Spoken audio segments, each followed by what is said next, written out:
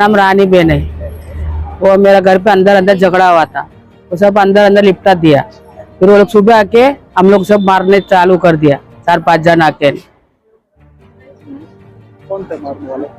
मेरा नाम शत्रु भाई। कहाँ रहते हो? वो हमारा गली में रहते लोग, दिल दयाल नगर। कहाँ कहाँ पे मारा? रात में मारा, सिर में मारा, फिर पाँव में मारा, मेरे बहू को भी मार दिया, बहुत मार दिया, बाइप में मार दिया मेरे बहू को भी। बहुत सीरियस हो, छोकरी भी बहुत सीरियस है, मेरे बहू भी। कहाँ है वो? अभी इधर दाखिल करेला है डायमंड में, डायमंड आप दवाखाना में। મારું નામ સોનલ છે। મારા ઘરવાળા હતા, મારો ઝઘડો થયો તો એ લોકો વહી ગયા હતા ઝઘડો કરીને। પછી બેન મારા સાસે જ હતા ઘરે, એ લોકો આવ્યા, એ લોકો 4 જણ હતા, 2 લેડીઝ હતા।